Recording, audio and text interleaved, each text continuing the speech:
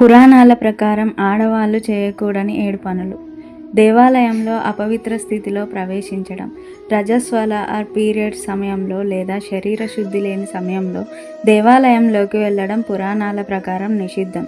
ఇది దేవతా శక్తిని అపవిత్రం చేయడంగా భావిస్తారు. రెండవది, దేవతలను లేదా భక్తులను అవమానించడం. దేవుళ్ళు, అమ్మవారు, గురువులు లేదా భక్తులను తక్కువగా మాట్లాడడం పెద్ద పాపంగా చెప్పబడింది. అలాంటి మాటలు మన పుణ్యాన్ని తగ్గిస్తాయని పురాణాలు చెబుతున్నాయి. మూడవది, తులసి దళాలు తీయడం.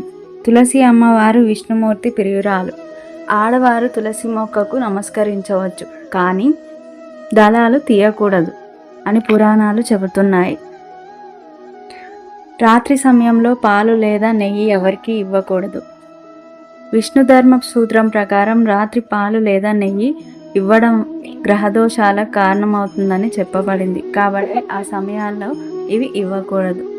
ఐదవది, వృద్ధులను పవిత్రులను అవమానించరాదు.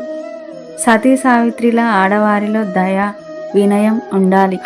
పెద్దవారిని అవమానించడం వల్ల పాపాలు, దోషాలు వస్తాయని పురాణాలు సూచిస్తున్నాయి. ఆరవది, శుద్ధి లేకుండా భోజనం చేయడం. భోజనం చేయడానికి ముందు స్నానం చేసి భూమిని స్పృశించి దేవుడిని స్మరించాలి. ఈ విధానం లేకుండా భోజనం చేయడం ధర్మ విరుద్ధం. అశుభ్రమైన మాటలు మాట్లాడడం. దుర్మాటలు, కోపంతో మాటలు మాట్లాడడం నిషిద్ధం. మన మాటల్లో శక్తి ఉంటుంది. ఆ శక్తిని మంచిదానికే వాడాలని పురాణాలు బోధిస్తున్నాయి. ఈ వీడియో మీకు నచ్చినట్టయితే లైక్ చేయండి, భక్తి స్నేహితులకు ఫార్వర్డ్ చేయండి. జై మాత.